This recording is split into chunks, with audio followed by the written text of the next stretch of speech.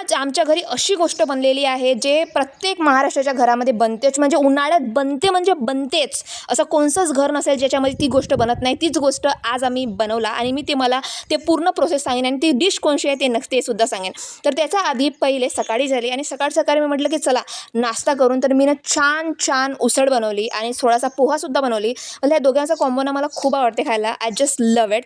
त्याच्यानंतर हे प्रकार सुरू झाले. ह्याला म्हणतात वड्या.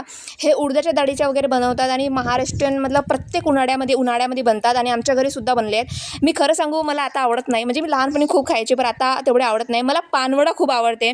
आता खूप लोक म्हणतील हा पानवडा काय आहे, तर यार महाराष्ट्र लोकांना माहीत आहे, यार विदर्भाच्या लोकांना तर माहीत असेल पानवडा म्हणजे काय आहे, किंवा पानवडा कधी बनेल ना मी नक्की तुम्हाला व्हिडिओमध्ये सांगेन. तर माझी मम्मी 2 हातामध्ये टाकत होती, कारण की माझी मम्मीची लहानपणापासून स्पीड आहे आणि माझी बहीणसुद्धा 2 हाताने घालत होती.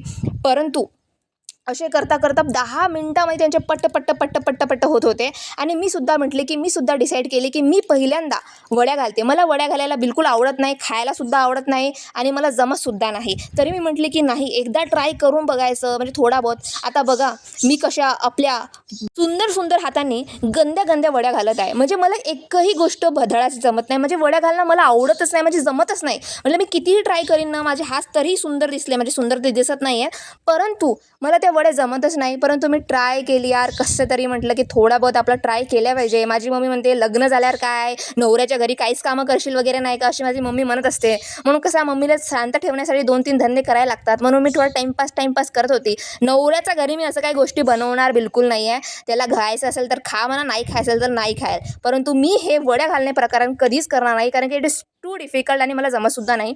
आणि परंतु मी ट्राय करत होती. बघू शकता माझा स्ट्रगल किती चालू आहे. मतलब तो 5व्या वर्गाचा विद्यार्थी असते ना, त्याच्यासुद्धा तेवढा स्ट्रगल चालू नसते मॅथ्सच्या पेपरमध्ये, परंतु तेवढा स्ट्रगल माझा चालू आहे.